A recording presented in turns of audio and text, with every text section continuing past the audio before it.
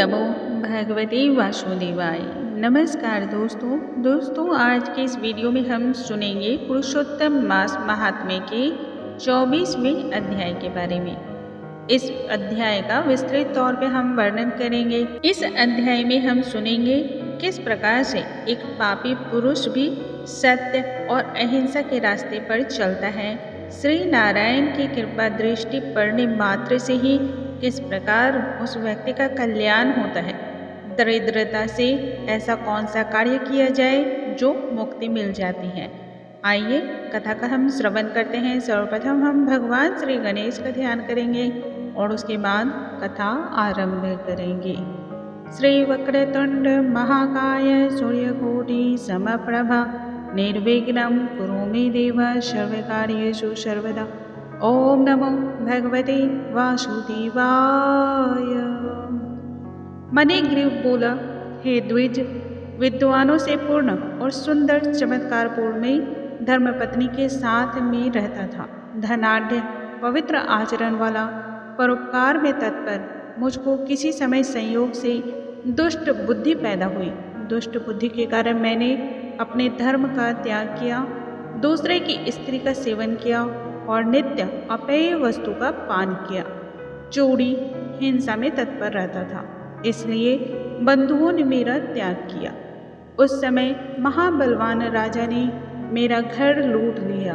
बाद में जो कुछ भी बचा हुआ धन था उसको बंधुओं ने ले लिया। इस प्रकार सभी से तिरस्कृत होने के कारण वन में निवास किया। स्त्री के साथ इस घोर वन में निवास करते हुए मुझ दुरात्मा का नित्य जीवों का वध कर जीवन निर्वाह होता है। हे ब्राह्मण, इस समय आप मुझ पातकी पर अनुग्रह करें। प्राचीन पुण्य के समूह से आप इस घोर वन में आए हैं। हे महामुने, स्त्री के साथ मैं आपकी शरण में आया हूँ।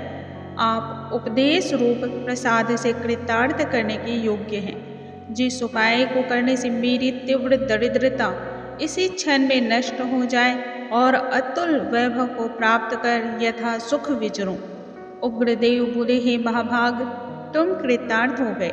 जो तुमने मेरा अतिथि सत्कार किया, इसलिए इस समय स्त्री सहित तुमको होने वाले कल्याण को कहता हूँ। जो बिना व्रत के, बिना तीर्थ के, बिना दान के, बिना प्रयास के तुम्हारी दरिद्रता को दूर हो जाएगी, ऐसा मैंने विचार किया है।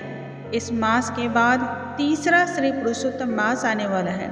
उस पुरुषोत्तम मास में सावधानी के साथ विधि पूर्वक तुम दोनों स्त्री पुरुष श्री पुरुषोत्तम भगवान को प्रसन्न करने के लिए दीपदान करना।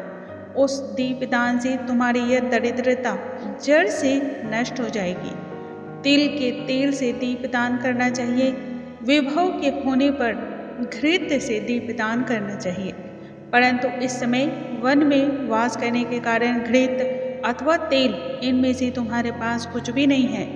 हे अनघ मणिग्रीव, पुरुषोत्तम मास भर स्त्री के साथ नियम पूर्वक इंगुदी के तेल से तुम दीपदान करना। स्त्री के साथ इस तालाब में नित्य स्नान करके दीपदान करना। इसी प्रकार तुम इस वन में 1 मास व्रत करना। तुम्हारे अतिथि सत्कार से प्रसन्न मैंने यह वेद में कहा हुआ तुम दोनों स्त्री पुरुष के लिए उपदेश दिया है। विधिहीन भी दीपदान करने से मनुष्य को लक्ष्मी की वृद्धि होती है। यदि पुरुषोत्तम मास में विधि पूर्वक दीपदान किया जाए तो क्या कहना। वेद में कहे हुए कर्म और अनेक प्रकार के दान पुरुषोत्तम मास में दीपदान की 16वीं कला की भी बराबरी नहीं कर सकते हैं। समस्त तीर्थ, समस्त शास्त्र पुरुषोत्तम मास के दीपदान की 16वीं कला को नहीं पा सकते हैं। योग, दान, सांख्य, समस्त तंत्र भी पुरुषोत्तम मास के दीपदान की 16वीं कला को नहीं प्राप्त कर सकते हैं। कच्य, चंद्रायन आदि समस्त व्रत पुरुषोत्तम मास के दीपदान की 16वीं कला की बराबरी नहीं कर सकते हैं। वेद का प्रतिदिन पाठ करना, गया श्राद्ध, गोमती नदी के तट पर सेवन पुरुषोत्तम मास के दीपदान की 16वीं कला की बराबरी नहीं कर सकते हैं। हजारों ग्रहण, सैकड़ों व्यतीत पात पुरुषोत्तम मास के दीपदान की 16वीं कला की बराबरी नहीं कर सकते हैं। कुरुक्षेत्र आदि श्रेष्ठ क्षेत्र, दंडक आदि वन पुरुषोत्तम मास के दीपदान की 16वीं कला की बराबरी नहीं कर सकते हैं। हे वत्स, यह अत्यंत गुप्त व्रत जिस किसी के कहने लायक नहीं है, यह धन, धान्य, पुत्र, पौत्र और यश को देने वाला है। वांध्या स्त्री के 5 मन को नाश करने वाला है और स्त्रियों को सौभाग्य देने वाला है। राज्य से गिरे हुए राजा को राज्य देने वाला है और प्राणियों को इच्छा अनुसार फल प्रदान करने वाला है। यदि कन्या व्रत करती है तो गुणी चिरंजीवी पति को प्राप्त करती है। स्त्री की इच्छा करने वाला पुरुष सुशील और पतिव्रता स्त्री को प्राप्त करता है। विद्यार्थी विद्या को प्राप्त करता है और सिद्धि को चाहने वाला अच्छी तरह सिद्धि को प्राप्त करता है। खजाना को चाहने वाला खजाना प्राप्त करता है। मोक्ष की चाहत रखने वाला मोक्ष की प्राप्ति करता है। बिना विधि के, बिना शास्त्र के जो पुरुषोत्तम मास में जिस किसी जगह दीपदान करता है वह इच्छा अनुसार फल को प्राप्त करता है। हे वत्स, विधि पूर्वक नियम से जो दीपदान करता है तो फिर कहना ही क्या है। इसके लिए पुरुषोत्तम मास में दीपदान करना चाहिए। मैंने इस समय यह तीव्र दरिद्रता को नाश करने वाला दीपदान कहा है। तुम्हारा कल्याण हो, तुम्हारी सेवा से मैं प्रसन्न हूँ। अगस्त्य मुनि बोले, इस प्रकार वह श्रेष्ठ ब्राह्मण मन से 2 भुजा वाले मुरली को धारण करने वाले श्री हरि भगवान का स्मरण करते हुए प्रयाग को गए। वे दोनों अपने आश्रम से उग्रदेव के पीछे जाकर उनके पास कुछ मास पर्यंत वास करके प्रसन्न मन हो दोनों स्त्री पुरुष उग्रदेव को नमस्कार कर फिर अपने आश्रम को लौट आए।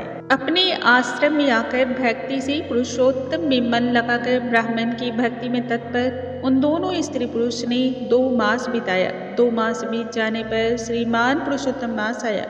उस पुरुषोत्तम मास में वे दोनों गुरु भक्ति में तत्पर हो दीपदान को करते हुए आलस्य को छोड़कर वे दोनों ऐश्वर्य के लिए इंगुदी के तेल से दीपदान करते रहे। इस प्रकार दीपदान करते हुए उन दोनों को श्री पुरुषोत्तम मास बीत गया। उग्रदेव ब्राह्मण के प्रसाद से शुद्धांतःकरण होकर समय पर काल के वशीभूत हो इंद्र की पुरी को गए। वहां होने वाले सुखों को भोग कर पृथ्वी पर भारत खंड में उग्रदेव के प्रसाद से श्रेष्ठ जन्म को उन दोनों स्त्री पुरुष ने धारण किया। पूर्व जन्म में जो तुम मृग की हिंसा में तत्पर मनी गए थे वह वीर बाहु के पुत्र चित्रबाहु नाम से प्रसिद्ध राजा हुए। इस समय यह चित्रकला नामक जो तुम्हारी स्त्री है वह पूर्व जन्म में सुंदरी नाम से तुम्हारी स्त्री थी। पतिव्रत धर्म से यह तुम्हारे अर्धांग की भागनी है। जो स्त्री पतिव्रता होती है वे अपने पति के पुण्य का आधा भाग लेने वाली होती है। श्री पुरुषोत्तम मास के इंगुदी के तेल से दीपदान करने से तुमको यह निष्कंटक राज्य मिला है। जो पुरुष श्री पुरुषोत्तम मास में घृत से अथवा तिल के तेल से अखंड दीपदान करता है तो फिर कहना ही क्या है। पुरुषोत्तम मास में दीपदान का यह फल कहा है, इसमें कुछ भी संदेह नहीं है। जो उपवास आदि नियमों से श्री पुरुषोत्तम मास का सेवन करता है तो उसका कहना ही क्या है। वाल्मीकि मुनि इस प्रकार बोले। इस प्रकार अगस्त्य मुनि राजा चित्रबाहु के पूर्व जन्म का वृत्तांत कहकर और राजा चित्रबाहु से किए गए सत्कार को लेकर तथा अक्षय आशीर्वाद को देकर चले गए। इस प्रकार से पुरुषोत्तम मास महात्म्य के 24वें अध्याय की समाप्ति होती है। बोलो श्री नारायण की जय, श्री हरि की जय। स्वामी नारायण नारायण हरे हरे, जप लो नारायण नारायण हरे हरे, रट लो नारायण नारायण हरे हरे हरे हरे। दोस्तों, अगले वीडियो में हम पुरुषोत्तम मास महात्म्य के 25वें अध्याय का वर्णन करेंगे। तब तक के लिए ओम नमो भगवते वासुदेवाय।